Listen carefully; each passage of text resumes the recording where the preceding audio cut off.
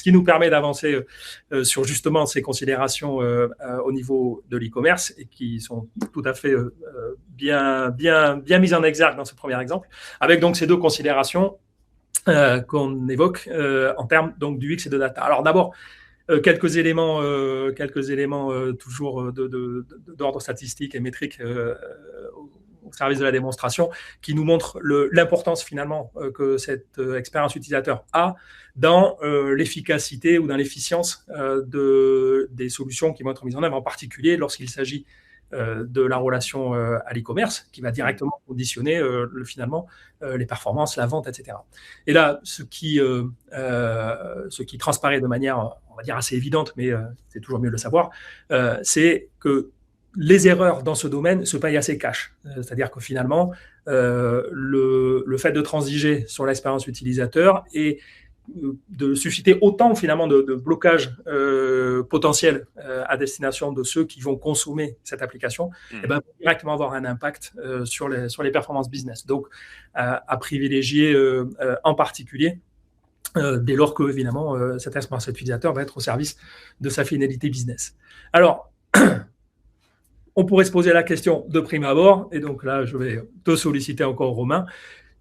Comment toi, justement, dans ton quotidien, au sein d'Acceptio, et je réitère avec l'importance qu'a pour l'éditeur que vous êtes, cette expérience utilisateur, tu l'appréhendes et tu la décris comment, cette expérience utilisateur? Comment tu la définis? Utilisateur, en fait, c'est la capacité de créer un compromis entre les intérêts l'entreprise et les intérêts de l'internaute. Faire en sorte qu'on arrive à faire se parler les deux. Donc, tu parlais des choix UX qui se payent cash. Moi, j'ai un exemple qui est particulièrement vrai dans le cadre de mon industrie, qui est l'exemple du cookie wall. Quand vous imposez à vos visiteurs de faire un choix sur les cookies dès qu'ils arrivent sur le site, parce que vous voulez absolument 100% de consentement, pouvoir les traquer ensuite dans vos outils d'analytics, vous en faites fuir une bonne partie. Et évidemment, comme ceux que vous faites fuir, vous ne les avez pas dans vos analytics, vous n'en rendez pas forcément compte. C'est là où l'UX rentre en scène. L'UX, c'est un ensemble de pratiques, on va rentrer dans le détail après, mais qui tout d'abord par s'intéresser à comment les internautes interagissent avec mon site, comment ils le perçoivent et ça accapare en fait les outils que je mets à leur disposition. Donc c'est vrai que dans le contexte d'Acceptio, nous, on a chevillé au intérêt de l'utilisateur final. Même si on vend un SaaS pour la récolte des consentements pour les entreprises, on sert l'intérêt de l'internaute en lui présentant de la manière la plus claire, la plus accessible et la plus sympathique les sujets de consentement pour le traitement de ces données à caractère personnel. Et ça, en fait, c'est une mentalité qui peut tout à fait s'appliquer à l'expérience e-commerce. Oui, quand même une nécessité particulière concernant la partie e-commerce, puisque l'acte d'achat va de fait être plus ou moins enclin à pouvoir aller jusqu'au bout, qu'il soit plus ou moins bien servi par ces considérations du X. On le verra dans un exemple dans un instant. D'autant que cette considération relative à l'expérience utilisateur va se croiser avec ce que finalement on va présenter à l'utilisateur, c'est-à-dire des données. On va présenter des données, ces données vont être scénarisées au travers de cette expérience, et c'est la combinaison des deux qui va directement conditionner l'expérience qui, sur son site e-commerce, va encore une fois servir de façon plus ou moins avantageuse la démarche de votre client. Alors, avec, là encore, des éléments chiffrés qui permettent d'attester de l'importance de la relation entre les différents sujets. Et ici, donc, pour ce qui est de la data, sachant que pléthore donc d'acheteurs déclarent avoir déjà été finalement en situation d'abandonner leur démarche parce que l'information dont ils disposaient n'était pas au niveau auquel ils l'attendaient et donc ne leur permettait pas finalement d'aller plus loin. Donc, outre le fait de bien présenter l'information, il est évidemment déterminant de présenter la bonne information également, d'où cette autre relation avec la qualité et la gestion de sa donnée. étant entendu que ça va, comme on va là aussi le voir dans un instant, directement affecter la faculté de pouvoir opérer son achat, qui peut même, donc c'était cet exemple qu'on avait ici, finalement nuancer l'importance du prix. Évidemment, il faut qu'il y ait une certaine proximité, mais nuancer l'importance du prix dès lors que la combinaison entre l'UX et l'information disponible va finalement être à l'avantage d'un vendeur plutôt qu'un autre. Donc, des éléments à avoir bien en tête quand on se projette dans ce type de réflexion. Avec donc ces poncifs qui sont que il est déterminant d'avoir une information qui soit bien structurée. Le fait étant que si son information n'est pas suffisamment structurée, alors ce qu'elle permettra au client ne sera pas suffisamment satisfaisant. Hein. Et là encore, on va avoir un petit exemple rapide dans un instant. Ce qui tend à insister sur le fait d'enrichir la donnée, puisque disposer de la donnée est une chose, mais il est déterminant que cette donnée soit en plus traitée, enrichie, qu'on investisse dans sa donnée pour qu'on arrive à ce qu'elle ait la valeur qu'on recherche pour ses utilisateurs. On va, de ce point de vue-là, également viser le fait que meilleure sera sa donnée et plus optimale sera à la fois la démarche de ces visiteurs sur son site et également tous les traitements qu'on va pouvoir automatiser du fait de l'usage de cette donnée dans la relation, par exemple, entre la plateforme e-commerce et les ERP ou les schémas de facturation, qui, là encore, plus on a une donnée homogène et complète, et mieux on pourra l'opérer. Alors, dans les petits exemples, parce que j'aime bien illustrer ce qu'on dit avec des exemples un peu concrets. Donc là, il s'agit d'un exemple concernant, donc, dans le domaine du bricolage, deux comparatifs de la façon dont, sur un même produit, deux sites vont présenter justement à l'utilisateur le résultat d'une recherche, le produit dont il est question, et les informations relatives à ce produit.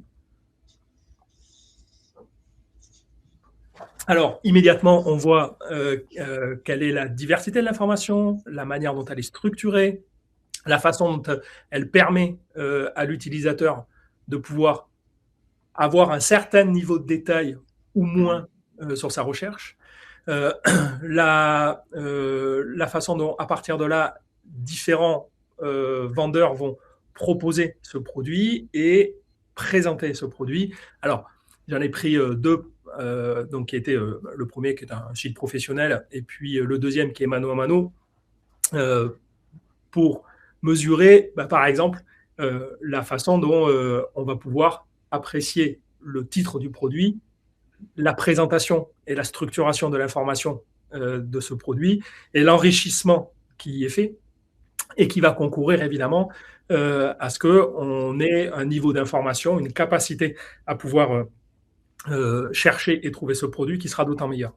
On voit aussi le croisement qui va s'opérer entre ce produit et le contexte dans lequel il s'exerce. Et par ailleurs, pouvoir toucher du doigt qu'on puisse avoir des différences de prix qui sont quand même assez significatives d'un site à l'autre pour ce même produit. Donc, où et comment, là on voit de façon concrète la façon dont, pour un produit aussi banal que celui qu'on évoque ici, deux sites peuvent se comporter, ramener in fine à la comparaison avec Amazon, qui évidemment se pose dans sa manière de pouvoir présenter et structurer l'information, et potentiellement en arriver à une des structures d'information et une des visions en termes d'enrichissement de cette information qui évidemment va être particulièrement qualitative côté Amazon. On sait par ailleurs qu'il dispose de quelques moyens pour ce faire. Donc voilà, pour cet exemple-là. Alors, si je peux juste me permettre un truc, Arnaud, c'est un sujet qui m'est cher parce qu'effectivement, l'enrichissement des fiches produits, on peut l'angle technique en se disant plus j'ai d'infos sur mon produit et plus je serai capable de le mettre en avant. Mais en réalité, ce qui se joue là, et c'est un sujet du UX, c'est un rapport à la confiance entre l'internaute et le site. Plus les informations seront structurées, plus elles seront présentées riche avec des contenus dans la langue de l'utilisateur, avec des contenus qui ne sont pas simplement pensés pour du SEO, mais qui sont aussi adressés à un utilisateur final. Et c'est là où Pimcore brille, c'est dans sa capacité à créer différents niveaux de granularité dans l'information produit. On augmente la chance que l'internaute ait confiance dans le site qu'il visite en se disant « Ok, c'est sérieux, là, j'ai toutes les infos bien clair, etc. » Et on augmente les chances qu'on arrive à un checkout. Voilà, et je parle aussi, et je pense que c'est un très bon point, Romain, et je veux juste souligner aussi que cette granularité, elle se décline sur tout type de canal. Donc, on parle de site ici, mais on peut parler effectivement d'applications, on peut parler de print aussi, on peut parler de beaucoup de moyens, comment dire, de sortie, de canal de sortie, sur lesquels on aura une information qui est absolument harmonisée, tout en étant personnalisée selon les préférences des utilisateurs et selon le support. Donc, c'est vraiment une des forces, ou une très grande force de Pimcore, de pouvoir proposer ça depuis un référentiel unique, encore une fois. Oui, ce qui est une transition toute trouvée pour cette passage. Le concept de MDM et justement de référentiel, puisque c'est bien de ça dont, en l'occurrence, il est question ici, et qui présente, qui suscite aussi l'intérêt de cette manière, cette typologie de solution, c'est de démarrer par le fait d'implanter un référentiel, et ce référentiel ayant le caractère d'unicité de la donnée, d'être la source centrale, la single source of truth, comme on dit en anglais. Là, à partir de là, on va pouvoir concevoir donc ces différentes expériences, et on va évoquer évidemment pour celles qui permettent essentiellement d'arriver à vendre en ligne, mais comme tu le disais Yann, par là même potentiellement de pouvoir irriguer une diversité de canaux, de servir cette finalité-là. Avant d'avancer, petit rappel, pour vous qui suivez le webinaire, vous avez sur la partie droite des petites fenêtres avec un onglet où il y a des sondages. Et donc, on vous pose des questions de façon continue là, pendant le webinaire. Donc, n'hésitez pas à aller sur les sondages et à répondre pour les questions qui vous inspireront. Alors, cette logique du MDM, comme je l'ai évoqué, c'est le fait de combiner à la fois donc, le PIM, alors l'acronyme de Product Information Management, donc gestion de l'information produit, combiné à la gestion des données graphiques, ce qu'on appelle le DAM pour le Digital Asset Management, et comme je l'ai évoqué en préambule, au-delà de ça, la faculté de pouvoir typer n'importe quel type d'objet. Donc, si j'ai aussi besoin de rajouter l'objet point de vente, parce que dans mon organisation, j'ai une diversité de points de vente et c'est aussi un élément déterminant, avec les adresses de points de vente, avec tout ce qui va me typer un point de vente. Mais ça peut être aussi, si je suis dans la food, on le verra tout à l'heure, les recettes ou les allergènes ou bref, tout type d'objets et de données va pouvoir être créé, exister, typé, et à partir de là, associé aux autres. Et tout ça, c'est les équipes qui sont en charge de la création, de l'enrichissement, afin de l'utilisation de cette donnée, qui vont travailler à pouvoir la consolider au sein de son MDM. Et ça, en pouvant appréhender, donc on évoquait le concept de scalabilité tout à l'heure, donc de faculté de s'adapter à des échelles différentes d'usage, comme par exemple ici, celle qui amènerait un groupe à pouvoir appréhender ces différentes informations, également transposées à l'échelle de différentes sociétés dans un groupe qui chacune peuvent arriver avec leurs particularités et leur manière particulière de typer l'information. Et c'est aussi ce qui va être possible à l'échelle du MDM, dans le fait de pouvoir, une fois que mon information est agrégée, structurer cette information de telle sorte que elle soit en situation de servir les différents objets auxquels... alors, d'abord, je vais souhaiter pouvoir permettre à mes équipes de s'appesantir, donc par exemple, enrichir son information produit telle ce qu'on cherche à faire dans l'expérience utilisateur du PIM, ou celle du DAM, ou ensuite les utilisations qu'on va en faire lorsqu'on va exploiter cette donnée, parce que je vais, par exemple, réaliser de la documentation print, ou des supports marketing print, comme l'évoquait Yann tout à l'heure. Et c'est cette logique de diversité qui va particulièrement être intéressante, en ayant donc l'intérêt de pouvoir agréger dans une même solution, encore une fois, le fait de d'appréhender la donnée sous l'angle, par exemple ici, de l'efficience de l'information produit, parce que, donc, Romain, tu le signalais tout à l'heure, cette qualité d'information produit va être directement conditionnelle de la façon dont elle va être reçue par l'utilisateur. Je te laissais l'espace de rebondir là-dessus.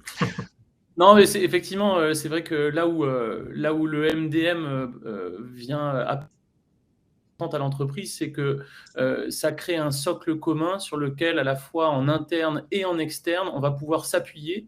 En interne, parce qu'on va avoir une meilleure communication autour des forces et faiblesses des produits qu'on va commercialiser, mais aussi en externe pour le client, parce qu'effectivement, on va parler d'une seule voix entre le marketing, le support client, les sales. Donc, c'est un vrai socle sur lequel toute l'entreprise peut s'appuyer. Et si on revient quelques années auparavant, on avait l'ERP qui était Enterprise Resource Planning, le logiciel un petit peu colonne vertébrale de l'entreprise où passaient les bons de commande, les devis, les factures, etc. Aujourd'hui, le MDM, c'est un peu l'extension de l'ERP, mais poussé vers les produits, vers le client et vers la data, qui représente une transition hyper importante pour les entreprises parce qu'elles sont désormais en maîtrise de toute l'information. Elles peuvent la structurer en fonction de leur organisation interne pour après la publier de la manière la plus efficiente. Alors, deuxième considération importante, c'est celle du DAM, donc de la partie de la solution qui va être dévolue à la gestion de la donnée graphique, donc images, logos, vidéos, enfin, considérant aujourd'hui là aussi la diversité croissante des types de contenus digitaux qui existent. Et la tendance qu'ils vont avoir à se multiplier puisque on a maintenant pléthore d'analyses et de recherches qui nous permettent de mettre en perspective que la quantité de contenus digitaux associés aux produits va directement être conditionnelle de l'efficacité en termes de conversion commerciale de la vente de ce produit. On a par exemple, je crois que c'est Decathlon qui a identifié que, je crois que c'est en Chine par exemple, les résultats optimums étaient obtenus lorsque un produit était illustré par 7 images. Pour la France, je crois que c'est 4 ou 5. Donc, on en arrive à ce type de faculté de pouvoir déterminer finalement qu'une certaine quantité de contenu graphique va être plus adaptée qu'une autre, potentiellement considérant un public aussi particulier. Le fait étant que ce qui est déterminant, c'est d'être en mesure de pouvoir servir une quantité croissante de contenus digitaux. Alors, à l'échelle du DAM, les points importants restent toujours le fait de pouvoir appréhender donc une diversité de formats d'images et de fichiers, puisqu'on transcende l'image, de disposer des moyens de traiter automatiquement cette image, de sorte que, comme on l'a évoqué tout à l'heure, lorsque je fais à la fois évidemment du print, du digital, du mobile, bien, je puisse automatiser la façon dont mes contenus graphiques vont être automatiquement adaptés à chacun des canaux auxquels je les destine.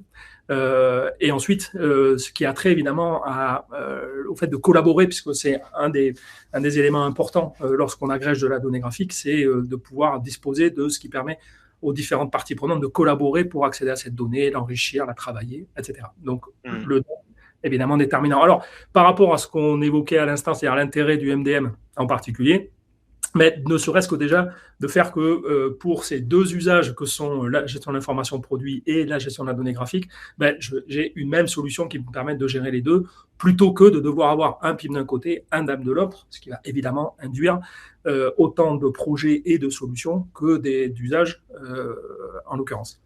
Alors, ici, troisième considération qu'on va appréhender, c'est maintenant que j'ai centralisé ma donnée produit, maintenant que j'ai associé tout le patrimoine digital, toute la donnée graphique, je vais pouvoir la mettre en scène dans un usage particulier en termes de destination, l'e-commerce.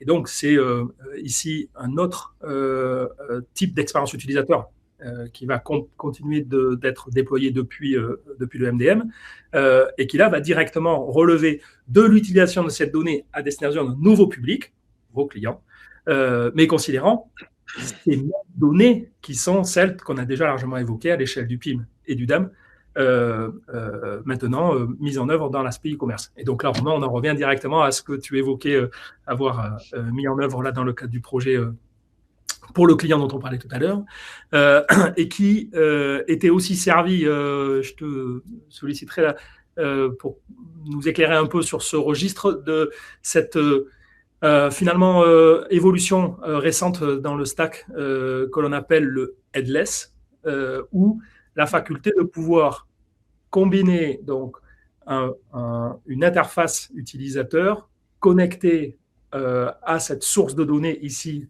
qu'est le MDM, utilisant donc des technologies comme React par exemple qui permettent de concevoir rapidement, de manière très efficace et justement en termes d'expérience utilisateur extrêmement dynamique et réactive, une diversité diversité sans fin d'interfaces utilisateurs.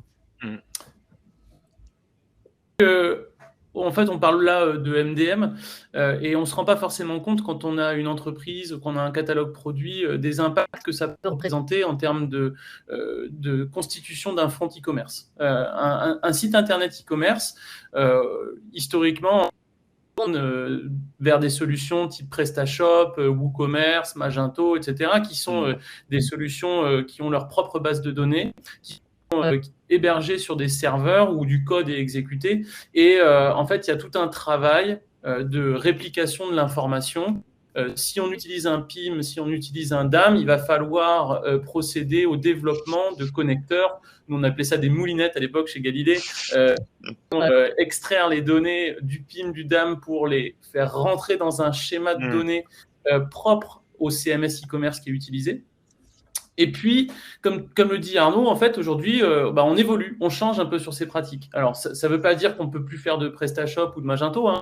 Au contraire, c'est des solutions qui sont toujours très, très intéressantes. Mais dans le cadre d'un e-commerce où on va mettre le paquet sur la personnalisation de l'expérience utilisateur, où on va avoir un design assez particulier qui ne rentre pas forcément dans les thèmes que peuvent proposer les plateformes CMS, dans ce cas-là, on peut aller vers un développement custom d'un front e-commerce, et c'est ce qu'on avait réalisé à l'époque, qui à taper en direct sur les API.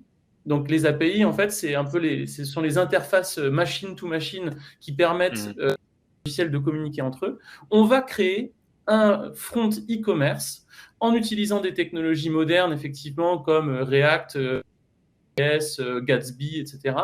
et se plugger sur l'API d'un PIMcore.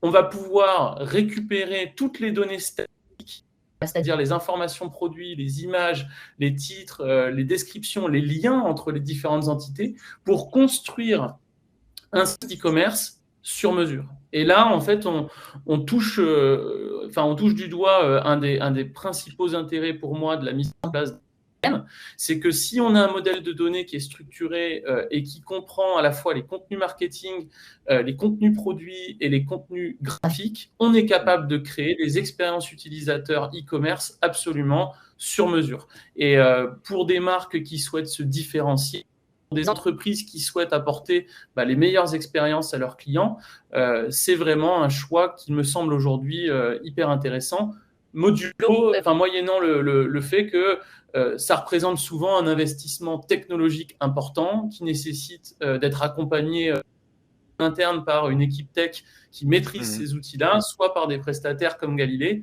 qui ont les capacités et les compétences de mener ce genre de projet. Chrétien, si tu veux intervenir. Non, je pense que tout est dit. Tout ce que je veux peut-être rajouter dans ce discours-là, c'est effectivement que PIMcore est une plateforme modulaire. Donc, vous pouvez décider d'utiliser que le PIM, que le MDM, que le DAM. Certains vont peut-être l'utiliser que pour du DAM, mais ça me paraît être un mauvais investissement. Je pense qu'il faut vraiment utiliser toutes les capacités ou plusieurs des capacités ou modules de la plateforme. Et effectivement, PIMcore, étant piloté par API, permet vraiment de se connecter à d'autant plus de logiciels, de programmes, que ce soit dans l'e-commerce avec Magento, par exemple. Et c'est aussi une des forces de la plateforme, c'est qu'elle s'intègre assez facilement ou très facilement avec d'autres logiciels. Et c'est effectivement parce qu'elle est basée sur des API, GraphQL, React, etc. Donc c'est tout ce que je voulais ajouter, mais je pense que c'est déjà très complet. Mais Yann, je t'avais interpellé aussi sur justement le fait que vous ayez de plus en plus de cas comme ça, de solutions qui, démarrant sur le registre du MDM, sont in fine destinées à servir des développements sur la partie e-commerce. Et alors, on avait cité Intersport, enfin vous en avez une telle quantité. C'est assez massif chez vous.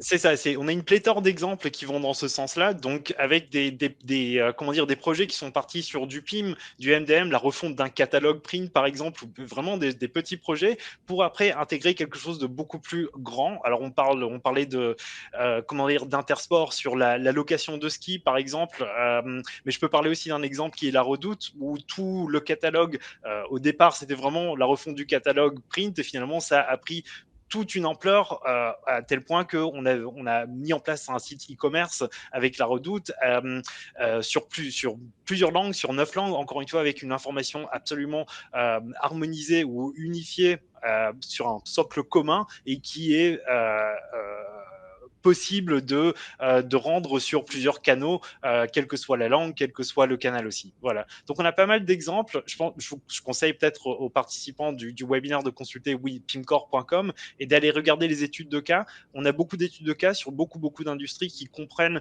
le MDM au cœur du projet, ou au cœur du départ en tout cas des projets, et qui se sont après constitués sur l'ajout de plusieurs modules Pimcore jusqu'au e-commerce. Et considérant là ce qu'on a à l'écran, c'est-à-dire cette logique multicanal qui est particulièrement évidemment étendue lorsqu'on va appréhender toute la sphère digitale. Et ce qu'il y a de plus en plus aussi requis, c'est de préparer de l'information à différence d'une diversité de sources digitales. Donc, on schématise avec les marketplaces qui sont des canaux qui eux-mêmes requièrent une nature et une structure de données à chaque fois particulière. Et là aussi, ce qui fait partie des savoir-faire et des possibilités offertes par Pimcore. Alors, ce qu'on souhaitait appréhender aussi, c'était la manière d'appréhender les besoins particuliers. Donc, d'un côté, alors je vois que ça, voilà, histoire d'actualiser un peu, des considérations dès lors qu'on va se projeter dans ce type de réflexion, de quelles sont les motivations que l'on va devoir servir dans un projet pour servir la partie vendeur. Et évidemment, on va faire le pendant sur la partie acheteur. Alors, les besoins stratégiques qu'on a identifiés évidemment à l'échelle du vendeur, c'est le fait que la mise en œuvre de la solution permette de pouvoir accroître, évidemment, c'est le b.a.-ba, les ventes, mais également trouver de nouveaux acheteurs, puisque je vais pouvoir exposer par ce biais-là mon offre, mon savoir-faire à un public toujours plus large. Dès lors qu'en plus j'ai une information, comme on l'a évoqué, qui est qualitative, donc qui va me permettre de pouvoir gagner en visibilité, c'est-à-dire que je sois de plus en plus trouvé dans les recherches qui vont concerner mon domaine de compétences, et ce, en évidemment déployant de plus en plus de contenu, de sorte que ça concourt évidemment au niveau du SEO et autres à mon efficacité. Et ça, toujours quand même à appréhender avec un registre où les ressources dévolues au marketing restent quand même limitées. C'est-à-dire que on n'est plus dans le monde, on va dire, d'avant, où il pouvait y avoir une logique un peu exponentielle dans ce domaine. Il y a quand même toujours là un caractère assez limité, d'où l'importance et l'intérêt de solutions, de logiques d'automatisation, etc.